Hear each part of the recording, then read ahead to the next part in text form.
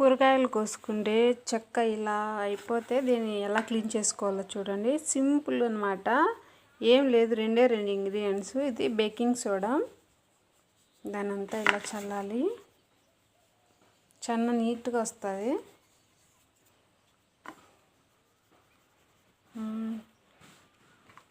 ఇలా చల్లేసిన తర్వాత అంతా స్ప్రెడ్ అయ్యేలాగా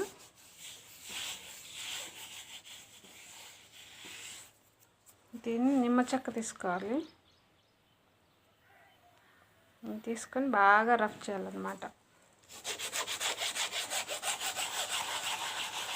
ఇలా చూసారు కదా ఎలా వస్తుందో నీట్గా.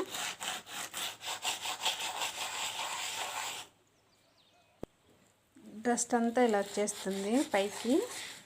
చూడండి, నేను క్లీన్ చేసి చూపిస్తాను.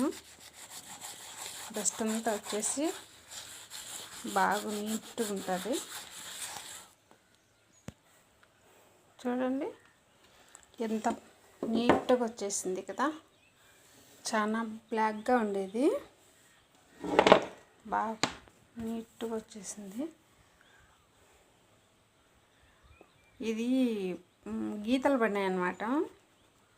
చికెన్ కొట్టి అది రావట్లేదు, గీతలు అట్లే ఉన్నాయి. కానీ ఇదైతే నీట్గా వచ్చింది. బ్లాక్గా ఉండేది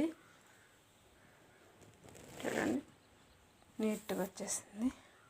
నిమ్మకాయ, బేకింగ్ సోడా అంతా చల్లేసి 2 minutes ఆగి తర్వాత రఫ్ చేయాలి. నీట్గా వచ్చేసింది. మీకు నచ్చితే లైక్ చేయండి, సబ్స్క్రైబ్ చేసుకోండి ఫ్రెండ్స్.